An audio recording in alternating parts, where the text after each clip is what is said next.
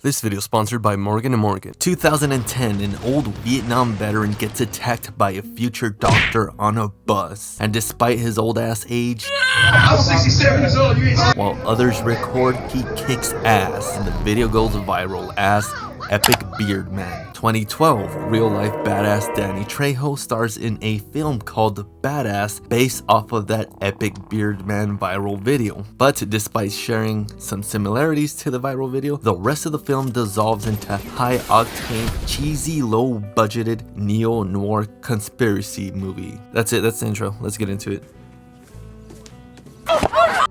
The film starts off with Danny Trejo's character Frank at the back of the bus before his virality set off. Anyways, he's narrating his life story almost as if it's an intro of a character's cutscene from that one PS2 game, Twisted Metal Black. The story begins right here on this bus, line 144. Something was about to happen that would change my life forever. First, let me tell you how things were. 3 months in the nut house. It was the longest I'd ever been confined. I killed Calypso about as well as I ever killed anyone.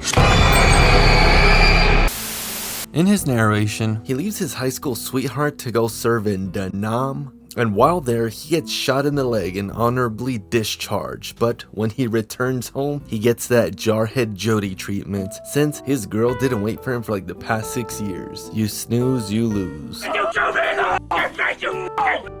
tries for the police department, but then gets denied for his leg injury, all the while getting denied for all these other jobs for not having any real world life experience and a college degree. He opens up a hot dog stand and life passes him by for the next 30 years, and now he's old, depressed, and a drunk. Oh no, he's the old barrio. Until that fateful day where two skinheads harass an old head and Frank intervenes with some putazos. And in case you didn't know, Danny Trejo is really about that. Like, he was a underground prison boxing champion, I think in Santa. Yeah, he was actually kicking ass, which is suitable for the film, but the film does not establish any prior boxing history, just the fact that he served in Nam. So it's kind of confusing when this old ass, 67-year-old man is kicking ass from left to right throughout the whole entire movie, and they never explain this. I guess it's just because the fact that he's a badass, that's why he gets to do it. But yeah, he kicks these two skinheads ass, and everyone's recording the video on the bus. Just like the real life occasion, this video goes viral, and that's how he gets the name BADAZZ. So now he's an internet celebrity amongst all of the other ones because they're trying to cash him outside. So he was just trying to get some alcohol. It's just some alcohol because he was back at it with the white vans. Have I gone viral yet? Damn. 3 months later, and Frank's mom passes away. She leaves him her house and her dog. With this new house, Frank lets his old Vietnam homie Klondike move in with him, and Klondike wants Frank to hide and secure this mysterious ass hard drive. And what's on there, bro? Is it Epstein's blacklist or the Clinton body count? Perhaps even the JFK files. Anyways, after this, Klondike rushes to the store to get some Newports. Brand new carton of Newports right there in the kitchen. Man, I want to smoke that menthol shit. I'm gonna get me my Camels. Oh, never mind. But on his way back, these mysterious ass men pop up on him, and his old ass gets into a fight and beats these criminals up since they're going around asking for the mysterious flash drive. He's a good fighter, but still ends up getting shot. So Frank receives the bad news about his best friend that has just been killed in the middle of the night. To ease his grieving, he goes to get himself a drink, but the store gets robbed and Frank kicks some ass again, even though the film never establishes how he's such a good fighter. But regardless, on his way home, he's talking with the locals, and it is apparent how crime-ridden the city is and how negligent the popo are. Frank gets home and then meets his new neighbors, and then the popo comes by, and there's no new news on Klondike's homicide, so the police aren't doing their job. To the film. Hello everybody, it's the old barrio in the digital flesh and blood with a very important message that I wanted to share. Was that a drunk driver? My legs. Oh, how will I be able to work and not lose my wages? Oh no. Are these fictional injuries gonna cost me to go bankrupt? Oh wait, good news. Luckily, this video is sponsored by Morgan & Morgan. Morgan & Morgan is America's largest injury firm with over 1,000 attorneys in all 50 of these United States. If you've been injured in the past, don't settle for these lowball claims by big greedy insurance offers. Morgan & Morgan are the biggest injury law firm for a reason, because they win a lot. with some of the biggest payouts. Sounds complicated, right? Wrong. Morgan & Morgan have modernized the injury law process so you can submit a claim and contact your legal team all from your cell phone. And all within a couple of minutes. Sounds pretty pricey, right? Well, wrong again. If you have a qualifying case, you can get this entire legal team for free because they don't get paid unless you get paid. That's right. You pay nothing unless you get compensated for your injuries. If you've ever got seriously injured, your case could be worth millions, and you're only a few clicks away from potentially changing your life. It's easy. You can start your claim now with Morgan & Morgan at https://www.forthepeople.com/TOB, all caps, or click the link in the description below. So thank you to Morgan & Morgan for sponsoring the video. Now let's get back to the story.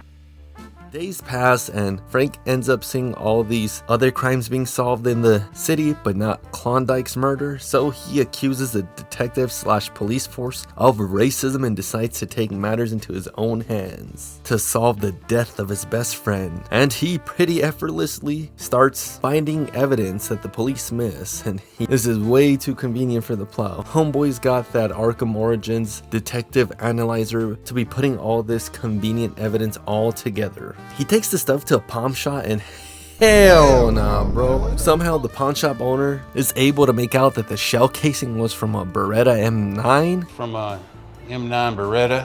I don't think that's how it works. To be honest, if you could really know what gun this shell casing came from, please let me know. Like, I know there's specific rifle patterns on bullets and all that for like forensics and ballistics, but a shell casing, man, I don't know how this old ass pawn shop owner could tell that right away. Maybe I'm missing something. Let me know in the comments below. But with this, of course, Frank gets lucky, and the pawn shop owner has all this convenient exposition dump about whose necklace this is, who's the person on it, and exactly where they live at. So with this information, Frank ends up going to that lady's house, and of course she also has this convenient ass exposition dump where her husband, Klondike's murderer, might be. And man, a lot of this dialogue seems like some Fallout NPC lines. He's got kids crying for his daddy, and he's playing basketball.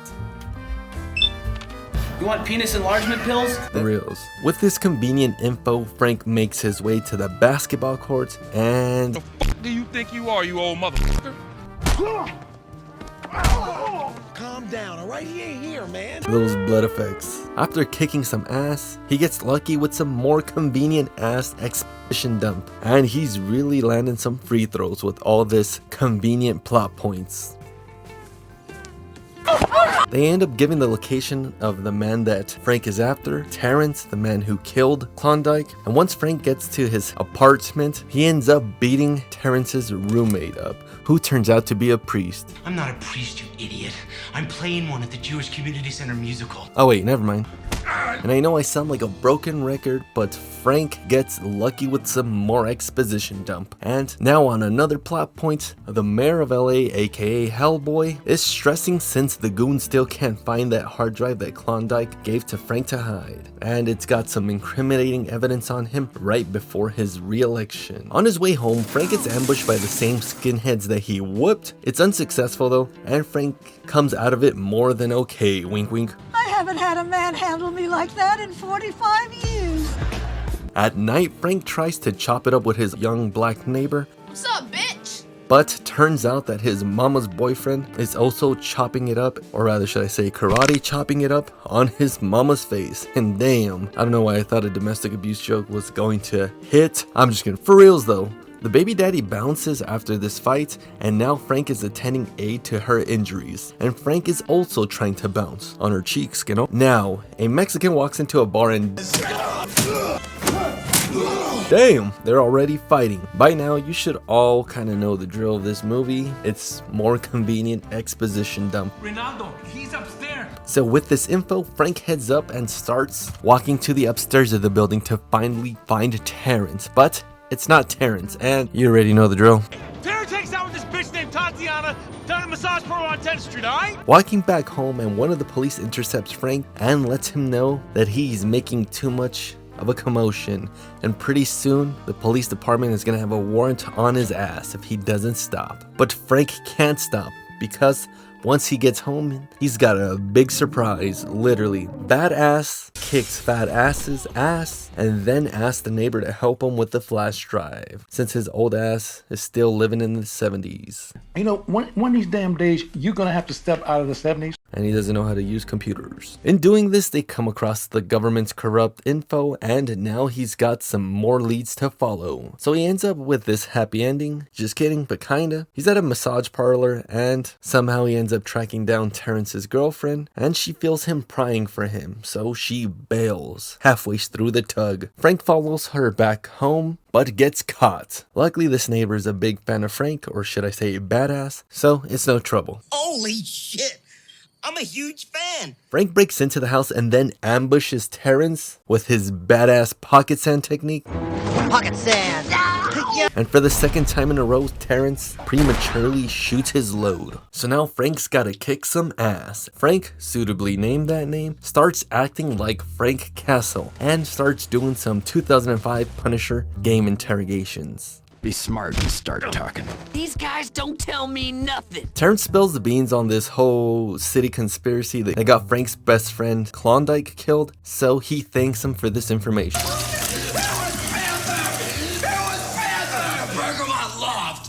Fucking tomorrow night, man. I want to thank you for giving me a hand. On his way home, again, Frank spots his neighbor's baby daddy about to beat her again, so Frank intervenes and homeboy literally collapses in pain before Frank even touches him with this fake ass WWE hand lock. Frank saves her and she's happy, so they both agree on a date. And it's a good time, but Frank ain't got no game. But it doesn't really matter because it somehow still works on her. The son comes home and then starts cock blocking, and then sets a Facebook profile for him. So now Frank is gaining even more virality. Spontaneously, Frank decides to drop off the hard drive with this cop and starts getting his affairs in order right before he heads into the lion's den. And by the lion, I actually mean the panther. They press Frank for the flash drive and then he tries to ambush them, but he gets knocked out with his old ass. And then they literally torture him by electrocuting his nipples. They almost toast his nipples off, but Frank doesn't budge. It's almost like he likes it. And once they finally threaten Frank's new girl, he goes AWOL. And he goes from badass to kick-ass to then whack-ass with these fake-ass graphics and CGI. Panther tries to get away and jacks a bus, and then so does Frank, but it's okay when Frank does it because he's a minor celebrity. You're like that badass dude, right? Yeah. Take it. It's serious, man. And now we're on to a car chase, or rather should I say a bus chase. And the cinematography and the color grading goes right out the window with these janky ass scenes and CGI. It's one final head-to-head collision standoff, but Frank chickens out and flips his bus, leaving Panther to win. How do you like that, you mother... But not for long. Somehow, by the grace of bad plot armor, they both survive, and it's another foot chase that intersects Frank with those skinheads whose ass he originally whooped. But now they want payback. Again though, plot armor saves them, and by plot armor I mean putazos.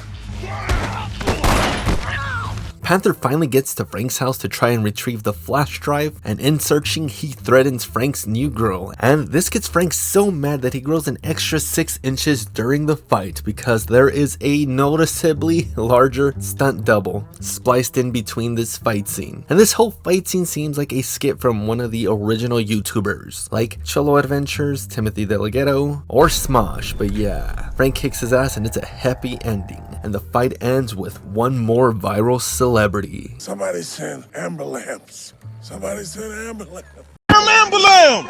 Where the ambulance? Why the man body still The right man there? ain't supposed to be Call laying the there. damn ambulance! Oh yeah, the flash drive makes its way to the news and the mayor of LA gets arrested, and this was all because of Badass, and he finally gets to be a cop now after like 30 years. And it's a happy ending, not like that massage parlor, but still happy ending. So is this movie bad? Hell yeah. Is it enjoyable though? Yeah. To be honest, I don't know if Spike TV made any original movies, but if they did, this would surely be it. With its horrendous ass after effects, bad acting, but Badass doesn't take itself too seriously. Although it is pretty predictable and repetitive, it's still a fun time. And it's a solid 7 out of 10 orales.